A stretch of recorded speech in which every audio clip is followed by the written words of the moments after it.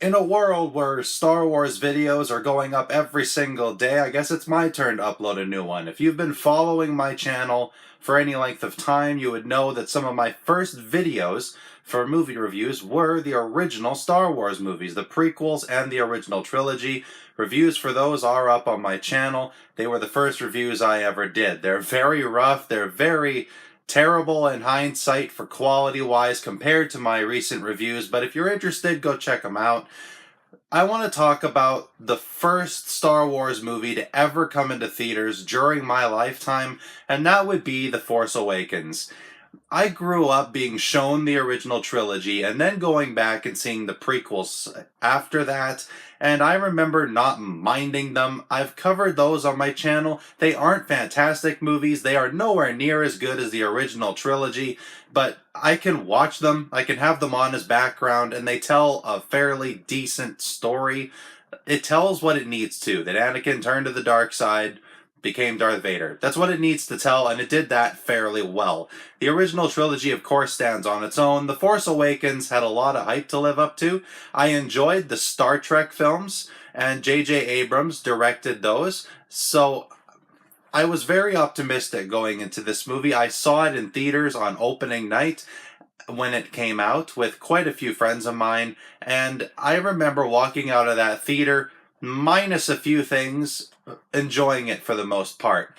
Now, I'm going to get to The Last Jedi eventually, but The Force Awakens had a lot in it for me that I enjoyed. It had enough in it that reflected on the original trilogy, that made me think of those movies, that gave me a really good feeling that J.J. Abrams was making a tribute to those movies as well as his own film.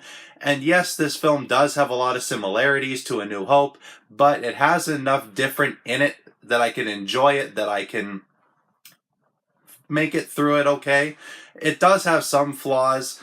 I do completely agree with a lot of the people that say it has a lot of similarities to A New Hope, like a trench run sequence, a base that looks extremely like a Death Star. There's even a statement made by a character in this movie that it's another Death Star.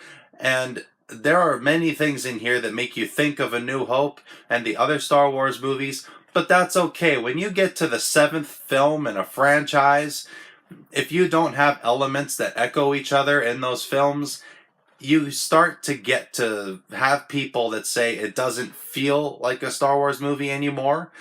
And that was one of my complaints with Indiana Jones and the Kingdom of the Crystal Skull. I do enjoy that movie, but one of my biggest issues with it is that it doesn't feel like the other Indiana Jones movies, which in some ways might be a good thing.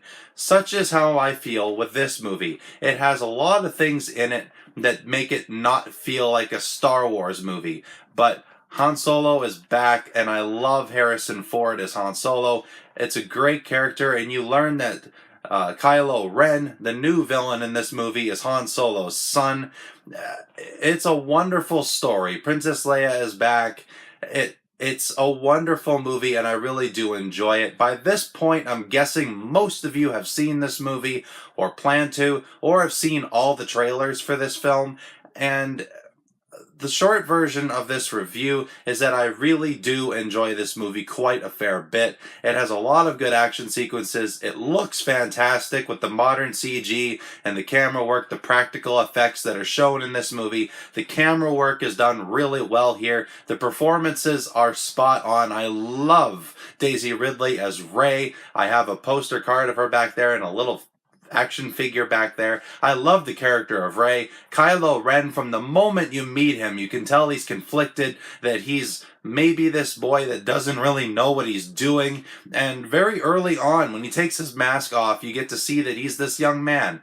And that is a really good character. I like Kylo Ren, and I do enjoy this movie very much. There are some elements in here I don't appreciate. I don't appreciate some of the humor in this movie that doesn't quite land. When Disney took over Star Wars, I knew right away they were going to try and put some humor in here, and I knew it wasn't going to land, but it was okay. I liked the characters, I liked the story, and I liked the questions it asked of who Rey's parents were, where she came from, where Luke went, what happened to the Empire. All kinds of things here made me excited for The Last Jedi.